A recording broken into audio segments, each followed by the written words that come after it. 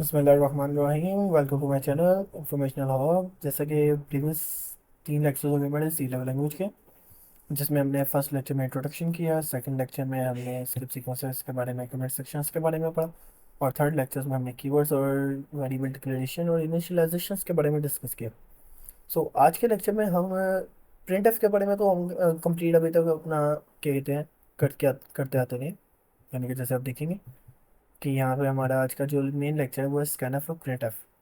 ठीक है, यानी कि स्कैन से क्या बनाते हैं और प्रिंट एफ से क्या बनाते हैं, इसके बारे में आपको थोड़ा बताऊंगा, करवा देता हूँ। तो सबसे पहले मैं तो देखिए, चैप्टर हमारा बेसिकली जो है वो हमारा है इनपुट एंड आउटपुट फंक्शंस, यानी कि यूजर इंटरेक्शन, यानी कि यूजर से हम किस तरह से इंटरेक्ट करवा सकते हैं यूजर को। यानी कि यूजर से इनपुट किस तरह लेनी है, आउटपुट किस तरह लेनी है। Each programming language has its keywords और standard library functions, input and output operations. C level language offer two built-in functions: printf to display the output and scanf to display to take the input from the user। यानी कि print जो printf है वो monitor screen पे होता है, और scanf भी मॉनिटर स्क्रीन पे, बट वो यूजर से इनपुट लेता है। ठीक है, और गेट से क्या बना रहा है कि it's a function that is used to read the character from the user, यानी कि यूजर से लिया हुआ करेक्टर है उसको रीड करवाता है। अब रीड किस तरह करवाया है, लेट्स सपोज मैं कहता हूँ कि हमारे पास है ASCII code, American standard code of information interchange, जैसे स्मॉल ए 97, आउटपुट उसकी आपको 97 नहीं। अब हम कहते हैं कि जी लेटर और डिजिट का सम पॉसिबल नहीं है, यानी कि ए प्लस टू ही रहेगा, 2 ए तो हो नहीं सकता। बट A+2 एज अ सी, ये पॉसिबिलिटी है। यानी कि यूज़र से इनपुट लेनी है और उसी को 2 कदम आगे डिस्प्ले करवा देना। यानी कि चेक करते हैं कि हमारे पास इसका कोड है, और आपको इसकी एक एग्जांपल भी दिखा देता हूँ।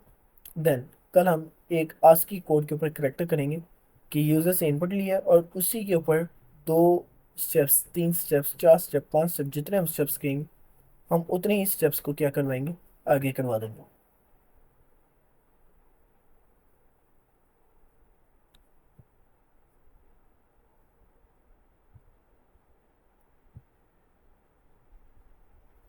और फिर उसके बाद बताते हैं कि हमारे पास format specifiers, escape sequence.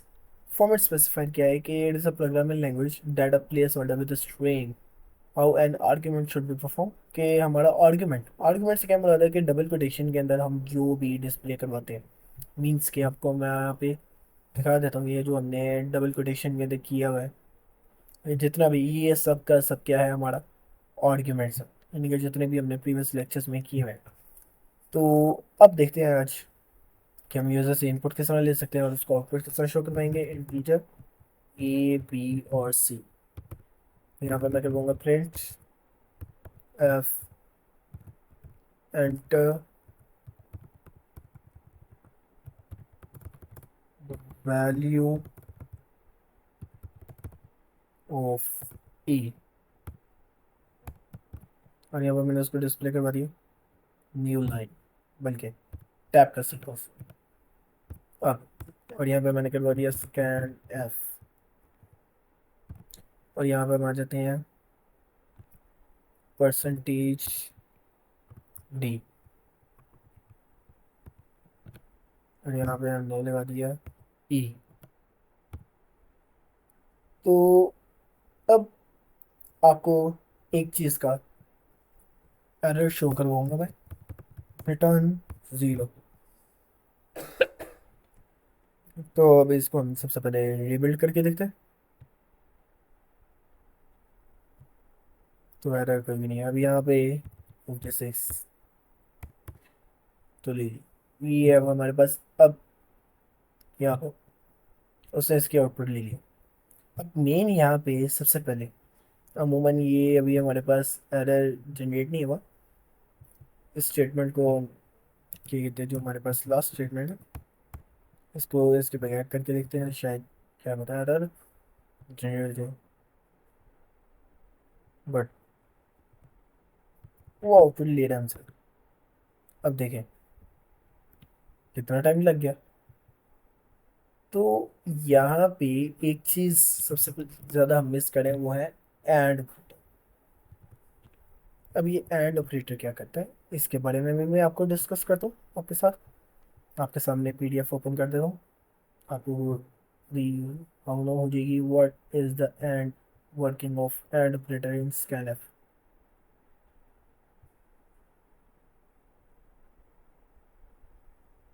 Common mistake क्या है? What is the very at the sign?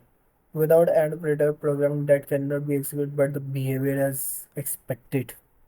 यानी कि उसका बिहेवियर एज एक्सपेक्टेड होता है, यानी कि हम उससे उम्मीद नहीं लगा सकते। अब यहाँ से मैंने इसको कॉपी किया।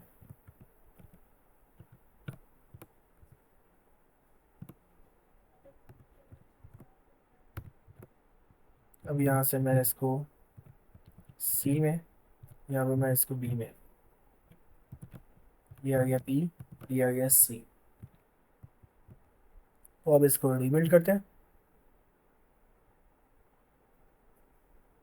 तो ले जी, ये हो गया रीबिल्ड। अब आते हैं रन करते हैं। 34, 45, 40, 56, द प्रोग्राम इज 4 सेकेंड लगे जस्ट। अब ये देखिए, अब इस तरह का एक काम करना है कि हम यूज़र से एक ही प्रोग्राम के अंदर इनपुट क्यों ना लें, यानी कि एक ही स्टेटमेंट के ऊपर। तो सबसे पहले मैं क्या करूँगा, मैंने इसको कमेंट कर दिया। मैं यहाँ पे आ गया। ये चीज़ें एक बात याद रखिएगा, ये सॉफ्टवेयर में ऐसा इंपॉर्टेंट होती है इंटेंडेशंस। अब मैं यहाँ पे ऐड कहूँगा एंटर द वैल्यू ऑफ ए,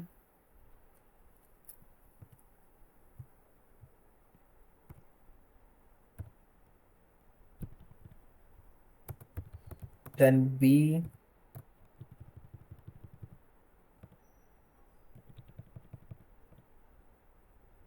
या फिर इतना ओल्ड क्या करना है, A B and A B C. और अब देखिए, अब यूज़र से हम यहाँ पे लगाएंगे and operator B and operator C. अब यहाँ पे मैं लगाऊंगा 3D। अब इसका भी आपको बता, तो ये 3D के साथ क्या होगा, 3D में भी ऐड क्या होगा। अब देखते जी, मैंने यहाँ पे ऐड किया। ये ले जी, एक ही इनपुट डाला गया, उसको तो 3 इनपुट्स लेनी चाहिए थी। तो अब एक काम करते हैं, अब हम यहाँ पे करेंगे परसेंटेज, एक और डी लगा देंगे। तो अब देखते हैं अब वो हमसे कितनी आउटपुट लेता है। यहाँ पे मैंने उसको दिया 34 के। अब उसने आउटपुट नहीं ली, क्यों? क्योंकि ये ना, अब आते हैं रिबल्ट आफ्टर 4, 5। हालांकि उसको तो सी की वैल्यू भी लेनी चाहिए और वो सी की वैल्यू नहीं ले रहा। तो क्या करेंगे, एक और फॉर्मेट स्पेसिफायर। सबसे पहले सेव, रीबिल्ड। अच्छा, अगर हम सेव ना भी करें ना, जब रीबिल्ड करते हैं तो हमारा प्रोग्राम ऑटोमेटिक सेव हो जाता है। अभी हम देखें 34, 40, 56, 77। तो जी, ये आ गया हमारा कोड। यानी कि अब तीनों इनपुट्स ई की स्ट्रीम होनी, यानी कि इस कोड की कम्प्लेक्सिटी ज़्यादा है और इस कोड की कम्प्लेक्सिटी क्या है, कम है। अच्छा, मैं आपको इसके अकॉर्डिंग इसको कमेंट करके, इसको हम कमेंट करते हैं। तो अब देखते हैं इसको रिबिल्ड होने में कितना टाइम लगता है। अब आप देखिए, इसको रिबिल्ड होने में लगा है 0.94 सेकेंड। यानी कि मैं इन दो स्टेटमेंट्स को यहाँ पे कट कर देता हूँ।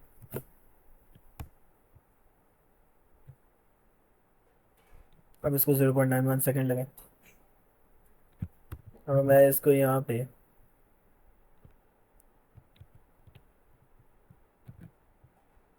कमेंट ना करूँ, और अगर मैं इसको यहाँ से कट कर दूँ,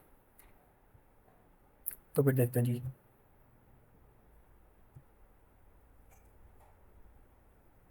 अच्छा, अब इसको भी देखते हैं, इसको रिबिल्ड होने में कितना टाइम लगा।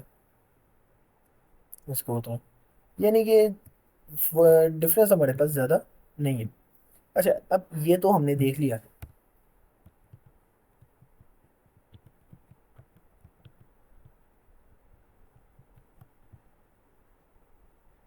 इसको कमेंट सी रहने देता हूँ। अब यहाँ पे मैं इनको just A float B character C.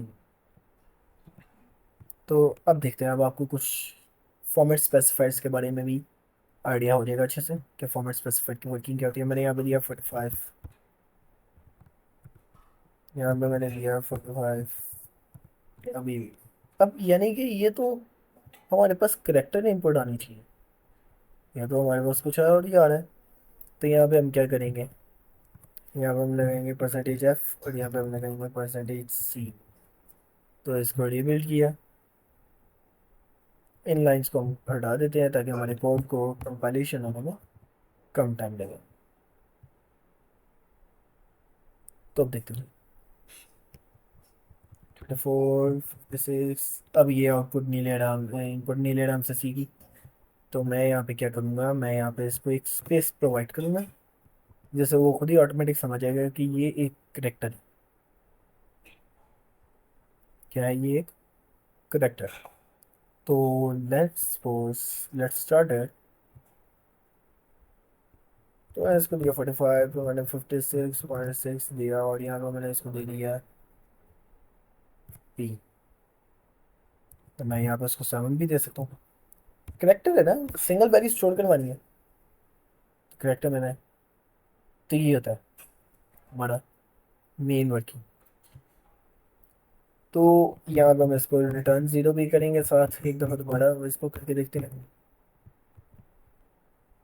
Belt हो गया कंपाइलेशन 45 50.7 और टी। अब ये तो देख लिया, बट हमें इसकी आउटपुट आनी, आउटपुट हमने देख ली है कि क्या यूज़र से इनपुट लेने के बाद क्या क्या आउटपुट्स आ रही है। इसको कॉपी करेंगे,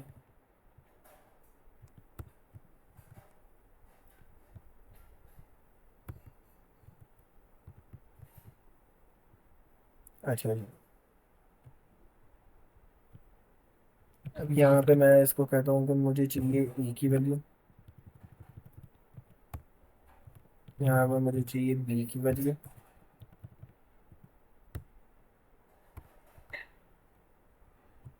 और यहाँ पे मुझे चाहिए सी की वैल्यू। क्या आउटपुट आएगी हमारे पास, अब इसको हम देखते हैं।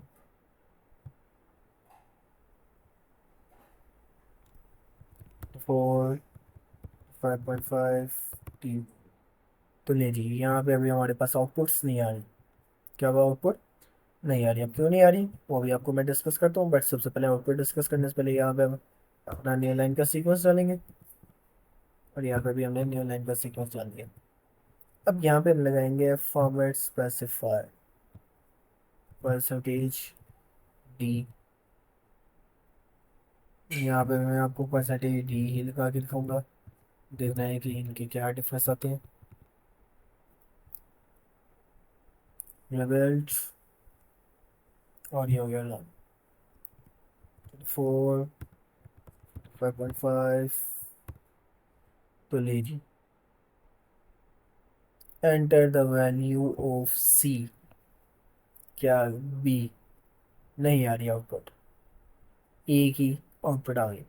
अब सी मैंने डी दी है, यानी कि मुझे क्या है, क्या है ए। अब जैसे मैंने आपको बताया था कि ए की क्या है 97 ए की। अब मैं ज़ीरो को दूंगा तो मुझे 48 आएगा, यानी कि 2 ज़ीरो को दिया तो 48, 0 1 2 हाँ जी 2 को दिया तो 50 आएगा। तब आपको ये करके दिखाता हूँ। अब हम यहाँ पे इसको करेक्टर में सी करेंगे, और यहाँ पे हम इसको हम करेंगे एफ में। तो अब हम देखते हैं कि अब ये जो मैंने इसको सी किया है, क्या ये मुझे करेक्टर वापस देता है या फिर डिजिट वापस करता है। तो लेट्स स्टार्ट इट। मैंने दिया 45, यहाँ पर दिया 67, और यहाँ पर दिया मैंने वाई। तो अब आप देख सकते हैं मैंने जो दिया था 60, यानी कि ये तो अगेन हो गया।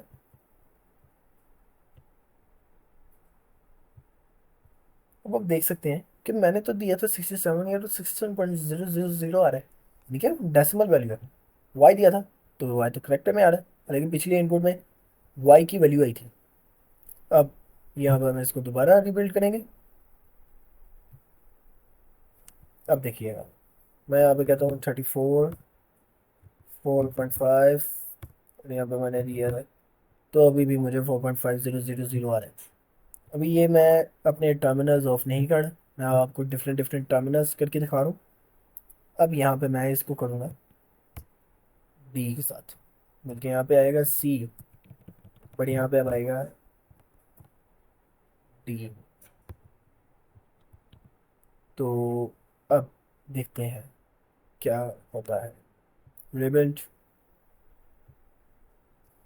यहाँ पे मैंने दिया 46, 57.789, और यहाँ पे मैंने दिया ज़ीरो। तो देखते हैं, हाँ जी, आउटपुट क्या आ रही है, ज़ीरो। जैसे मैंने आपको बोला था, ज़ीरो पे 48 आएगा।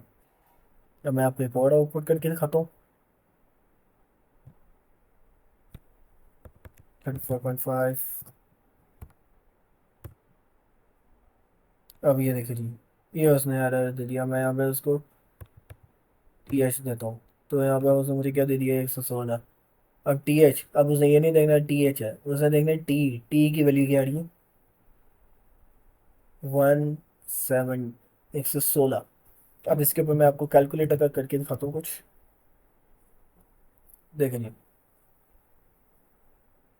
यहाँ पे हम ओपन कीबोर्ड्स में अगर बात करें, A B C D, D, H, हमारे पास फर्दर अल्फ़ाबेट्स होते हैं, 26 अल्फ़ाबेट्स हैं। अगर हम 96 से आगे काउंट करने जाएं तो हमारे पास कई सारे होंगे। तो अब यहाँ पे हम इन सारे, मैं आपको टर्मिनल्स के ऊपर, ये भी टर्मिनल हमारा है, फिर ये भी टर्मिनल हमारा है, यानी कि ये सारे टर्मिनल्स आपने अच्छे से अंडरस्टैंड कर लिए हैं। तो ये सिर्फ था इनपुट हैंडलिंग करवाना, यानी कि यूजर से हम इनपुट को किस तरह से हैंडल करवा सकते हैं। अब यहाँ पे एक और आपको दोबारा करके दिखाता हूँ। 45, अब वो इनपुट ले रहा है, क्योंकि पहले मैंने उसको फ्लर्ट में दिया था, वो डायरेक्ट सी को पहुंच गया था। 4.67, यहाँ पे मैंने उसको दे दिया यू, तो अब यू की वैल्यू से मुझे दे दी 116।